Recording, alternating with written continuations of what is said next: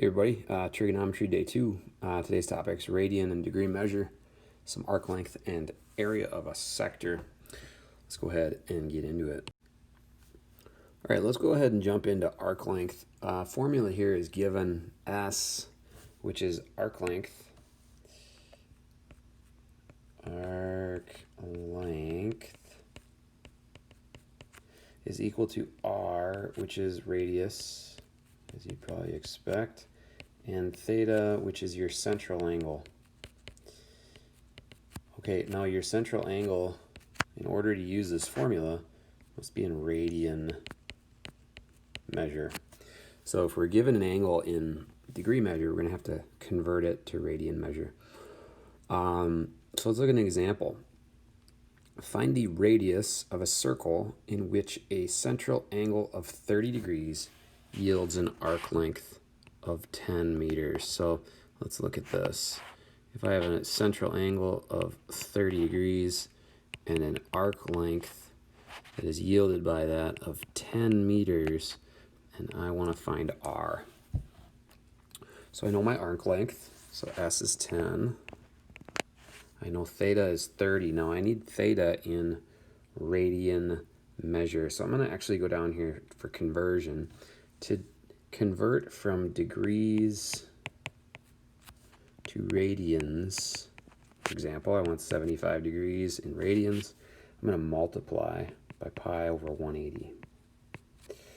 So 75 degrees times pi over 180, I believe, comes out to be 5 pi over 12. Okay, there's some conversion, some reduction going on there. So I get 5 pi over 12. Now, if I want to convert 30 degrees into radians, I'd take 30 times pi over 180. Since we know that half of the circle is pi radians, that reduces down to pi over 6 radians. Okay, so now we've got what we need. We can set our formula up. Since S is 10, I don't know R yet, but I do know that theta is pi over 6. Then I can solve for R by multiplying both sides by 6 over pi. So I get R is equal to 60 over pi. That would be what? Meters. So let's do a quick calculation on that. 60 divided by pi, I'm going to guess a little less than 20. Oops, 60 divided by pi. Yeah, 19. Okay, in this course, you guys, as you'll learn as we go, actually you should learn today, is we always round to when an answer is not a whole number. We always use 3 significant figures. So in this case, I get 19.098. So 3 sig figs for that would be 19.1. Okay, so we get 19.1 meters there for our first question. Okay, now conversion the other way to go from radians to degrees, which we may at times have to do, but typically, since this formula utilizes radian measure, we would want to use the first conversion. So from radians to degrees, we're just going to multiply by the reciprocal. So 4 pi over 9 times 180 divided by pi. Okay, so pi's immediately reduce. Peace out. And I want 4/9 of 180. Well, I can do a little more reducing. 9 reduces with 180 20 times. And so it looks like I get 80 degrees. I believe that's what that is. Yes, 80 degrees. Okay, so 4 pi over 9 radians is 80 degrees. Okay, let's look at the formula for the area of a sector. Now, the area of a sector is theta over 2 r squared. Again, A here is area. Theta here is our angle, central angle, measured again in radians. And R is still our radius. Okay, so let's look at the question posed here. The sector formed by a central angle of 15 degrees has an area of 3 pi centimeters squared. Find the radius of the circle. Okay, so first thing I see is I want 15 degrees to be converted to radian measure, and I believe, yes, I believe this reduces down to pi over 12 radians. Okay, so the area, which is given, 3 pi, is equal to theta over 2. So I'm going to take pi over 12 over 2, which will be pi over 24. And that'll be times r squared. So now we can solve for r. Now in both of these cases, for these examples, I have left r as the unknown. It could be asking you for theta, it could be asking you for the area or the arc length. So it's totally, just situational. So now I'm going to solve and multiply by 24 over pi. So that would give me 72, right? The pi's would reduce. 24 times 3 is 72. So r squared equals 72. Therefore r, of course this needs to be a positive value, would be the square root of 72. So I'm not going to include the negative. And I would reduce that to 6 root 2 centimeters. Okay, in this case, that's a nice way to leave the answer. If you didn't leave it that way, then you could leave it in the form, as a decimal, to 3 sig figs. Some practice with that. Pause the video if you need practice with sig figs. All right, but basically I want these first 3 digits. So I'm going to say that r would equal 8.49. That 5 is going to impact that, giving me 8.49 centimeters. Okay, let's get into a little bit more with some identities. Okay, we've got a blank canvas here to talk about the 6 trig functions. We talked in our earlier lesson yesterday, or whenever that was, about cosine and sine. Okay, so let's talk about those again real quick. Let's say we pick a point on the unit circle. This is the point 1, 0 and the point 0, 1. And let's call this point xy, right? So what we've got here, if we're in the unit circle, we got a hypotenuse of 1. This will be the cosine of theta, where this angle is theta. This will be the sine of theta. Therefore, the coordinate on the unit circle is considered the cosine and the sine. So the cosine of theta, of course, is x. The sine of theta is y. The tangent of theta, we said, was y over x, opposite over adjacent. Okay, let's talk a little bit about secant, cosecant, and cotangent. Okay, so a couple different ways you could write this. The secant is the reciprocal of cosine. So we could write it as 1 over x, or we could write it as 1 over cosine. Many times in future problems, you'll want to write it in this form utilizing the trig function that it reciprocates. Okay, so cosecant will be 1 over y, which is the same as 1 over sine theta. And cotangent is 1 over tangent, or excuse me, 1 over y over x, which would be x over y, which would also be 1 over tangent. Oops, that should be a tangent. Okay, one other thing that I'd like to highlight is that tangent could also be written as sine theta over cosine theta. Therefore, cotangent could be written as cosine theta over sine theta. So beware when it says simplify in problems to come that you might have to utilize one of those forms. Okay, Pythagorean identities. These are pretty cool. They're all derived from this triangle, right, in the unit circle where we've got, that should be cosine theta, sine theta, and there's theta, hypotenuse of 1. Okay, so Pythagorean identities reminds us of the Pythagorean theorem. So the Pythagorean theorem says that a squared plus b squared equals c squared. Well, in this case, that would mean cosine squared plus sine squared equals 1 squared. So there's an identity that we're allowed to use from here on out. Now say that I took and I divided each of those. Say I divided each term by a cosine squared theta. Okay, what would this term turn into? It would turn into a 1. How about this term? Sine squared over cosine squared would be tangent squared.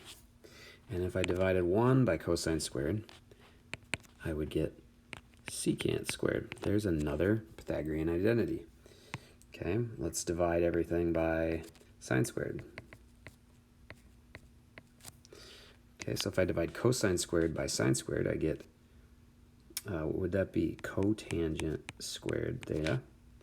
If I divide sine squared by itself, I get 1. And if I divide 1 by sine squared, I get cosecant squared theta.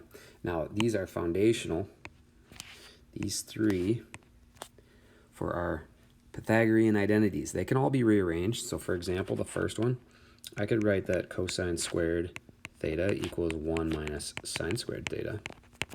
It's one way that I could do that. Okay, totally fine.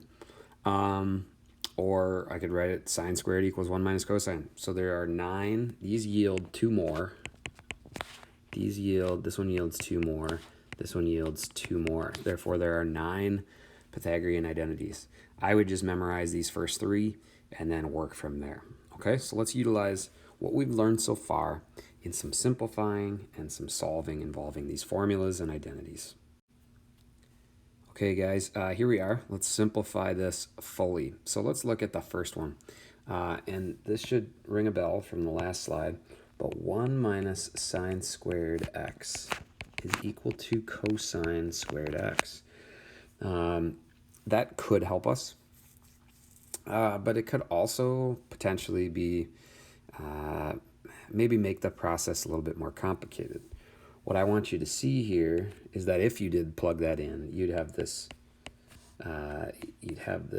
situation where there wouldn't be a whole lot you could do to simplify further. So really, what was the point? Well, in this case, what I can do is I can factor the numerator using the difference of squares, which would be 1 minus sine x, 1 plus sine x. And if you notice, you'll see that the factor in the denominator shows up both numerator and denominator. So we can simplify this to 1 plus sine x. It's not a guessing game. Simplifying trigonometric expressions is not a guessing game. It is clearly and thoroughly just practice. Okay, so number 2 is going to be very similar. So if I factor the numerator, that'll be cosine of alpha. Alpha is just another variable, minus sine alpha times cosine alpha plus sine alpha. And again, look what I see show up. I see the factor in the denominator show up in the numerator. I'm going to do a little simplifying. This is one flavor, one style question that you might see where you can factor and reduce. Okay, doing a little simplifying. Number 3, ooh, this should ring a bell real quick. All right, so you should see sine over cosine, and provided they're both to the same power, you should think tangent to that power, and that's beta. So that's tan squared beta. Very nice. Okay, now number 4, here's my variable. This is called gamma. Gamma. So I've got 3 sine theta. I can't really do much with that. There's sine gamma. Plus, and I'm going to take tangent and write it in terms of sine and cosine. It might help me here. Cosine gamma times tangent, which is sine gamma over cosine gamma. Just getting used to some of the ways that we can utilize our trig functions and defining them in terms of sine and cosine. I see that cosine here will reduce. That'll be a 3 sine gamma plus, oh, it looks like a 2 sine gamma. So I can combine those using my skills in the adding, and that gives me 5 sine gamma. Yay, I'm going to do 10 push-ups. All right, guys, let's get to a couple more examples, and then you'll have some time to work. Okay, a sector has a radius of 2x. Before I go anywhere, I'm going to write down the area of a sector, because that's what I'm assuming we'll be working with here. Theta over 2 pi r squared. Remember, theta has to be in radians. Doesn't look like that matters here. We're doing the general case. So it says a sector has a radius of 2x. So I'm going to write radius 2x and an arc length of x. Okay, so an arc length, now here, this is interesting. S is equal to x. Okay. Find its area in terms of x. So now this is cool. Check this out. S is equal to r theta. So it looks like x is equal to r theta. I know that r is equal to 2x. So I can solve for theta. If I divide both sides by 2x, it looks like I get a half. So theta is 1/2 of a radian. R is equal to 2x. So now I can find the area in terms of x because I've got theta and I've got r. So let's solve for area, plugging in theta, which is 1/2 over 2, right? Theta over 2, r, which is 2x, quantity squared. All right, it looks like we'll have 1/4 when we divide 1/2 by 2, and we'd have 4x squared. So it looks like the area will be x squared centimeters squared. Now, kind of cool, general case. We're not using any numbers here, so we didn't have to convert to radian measure for the angle, but very, very cool. So whatever x might be, the area would be x squared. All right, awesome. Looks like in number 2 here, we're going to have to find the perimeter of the shaded region below. So let's first look at what we know. AT is a tangent. So this segment from here to here is a tangent, which means it touches the circle at only one spot. Something cool about a tangent to a circle, this is cool, yeah, you can tell people about it, is that a radius and a tangent always form a 90. So we got a nice right triangle here. Looks like I know that OA is 13, that's the hypotenuse of that triangle, and OT is 5. So I know that this length here is 5, and I know that the hypotenuse here is 13. So you should be thinking 5, 12, 13.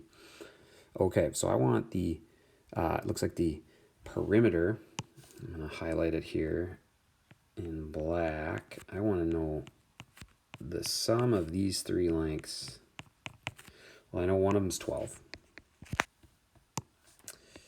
And I know this one, since the radius is 5, that will have to be 8, right? Because 8 and 5 make 13. Now I just need to know this arc length. Okay, so how could we find that arc length? Well, first of all, we need to know this angle, right? Because in order to find arc length, I'm going to put a little question mark here. This will be perimeter. So in order to find arc length, right, which is S, which is the value we're looking for, we need to know R, which we do, and theta, which we don't know yet.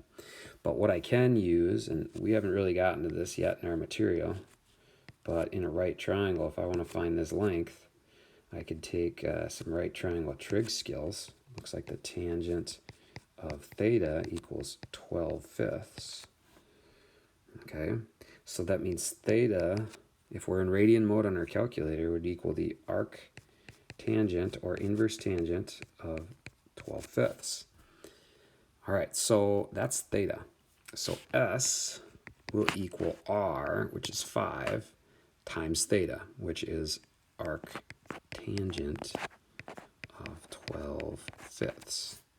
So the perimeter will equal 12 and 8, which is 20, plus 5 times the arc tangent of 12/5.